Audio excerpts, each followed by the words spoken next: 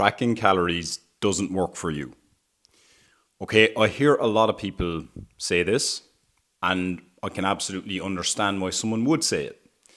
And it's funny, the common retort from coaches who consider themselves to be evidence-based, who I would fall into that category, is that we typically come back with a defense of the law of conservation, which is one of the fundamental principles of physics, which is that energy cannot be created nor destroyed, merely transferred from one state to another.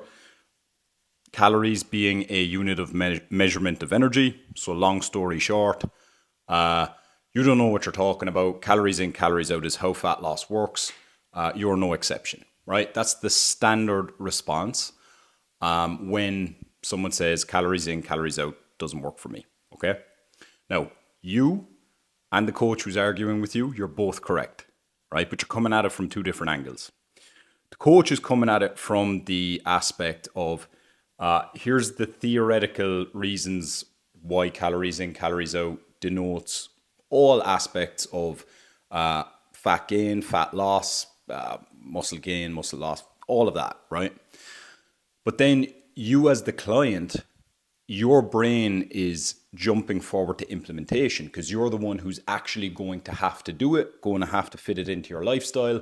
And all of a sudden your subconscious mind is bringing up things like, I got to drop off the kids to school. I've got a job. I'm going to have to meal prep. I've got these little routes home from work or routes to wherever I go on my daily routine where there's all these temptations. You're concerned with implementation. The coach is concerned with theory, right? Now, on the implementation side of things, the coach is probably, and I'm talking about myself here as well, we're so obsessed with making this part of our lifestyle, and we've chosen that this is our vocation, that we're fine with working our whole life around implementing how we're going to track our calories and do all this really obsessive OCD level stuff. Whereas that's not going to be the case for someone who's just trying to get into this and who is thinking, okay, I got to fit this into my existing lifestyle, right? So I think that's where a lot of people over the last few years have fallen victim to a lot of salacious claims by people pushing really extreme diets. I think it's why a lot of exclusionary diets work really well in the short term for people, because it really gets rid of a lot of decision fatigue. It gets rid of a lot of the overthinking and the anxiety around different food choices. And it's like, Steve Jobs or Bill Gates or all these people who they want to, not make so many decisions in a day and perform really well. So they wear the same thing every day, right? It's the same kind of concept, but it's just with food. Now, I think we've reached a pivotal point in history where we can really well now combine the theory of what works with the implementation of how to do it with very little impact on the day-to-day lives of the people who can really benefit from that combination between the two. AI is the game changer, right? And I've started using it with my clients, and I'm seeing how we're now getting their tracking down to just 5 minutes per day, right?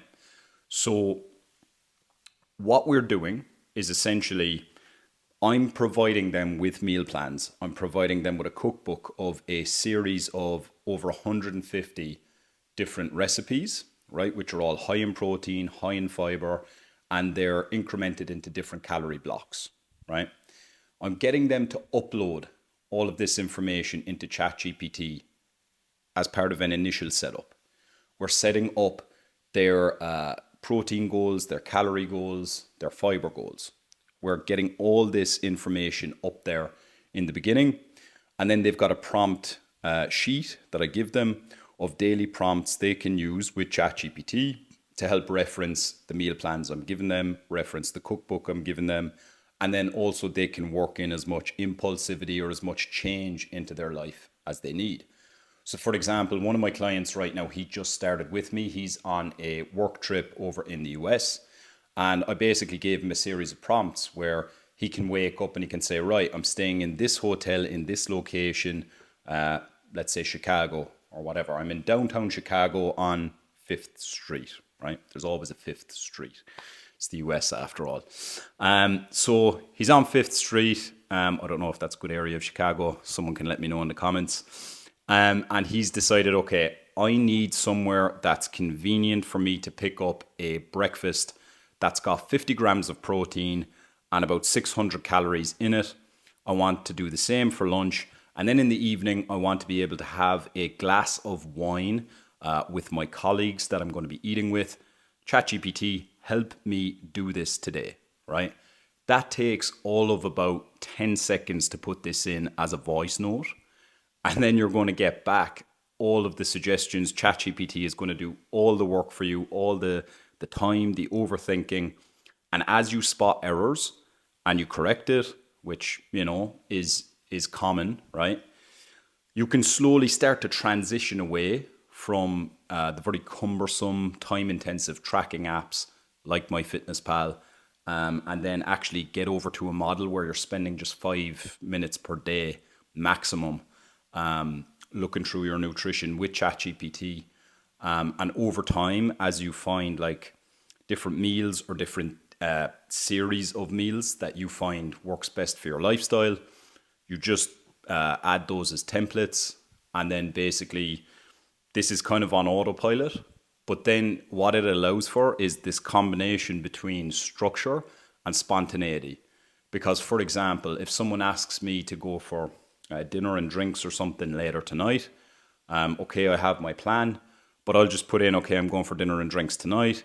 If I'm at the restaurant, I might take a picture of everything that I've had. I'll upload that. And then the next day I can say, okay, adjust my plan for today to account for the fact that I might have went a little bit over yesterday.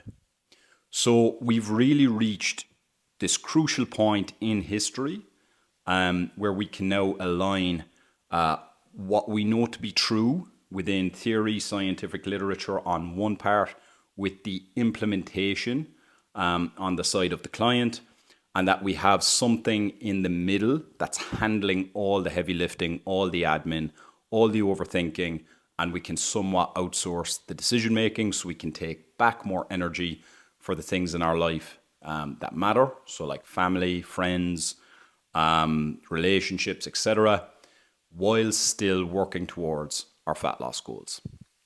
So this week, I'll actually be launching the AI Fat Loss Accelerator. So what this is going to do is it's going to show you how you can lose 3 kilos in the next 30 days with just 5 minutes per day using AI. What it includes is the AI Fat Loss Playbook. It also includes a cheat sheet of 30 plus prompts that I use with my clients. It also includes a video walkthrough and a one-to-one implementation call with yours truly.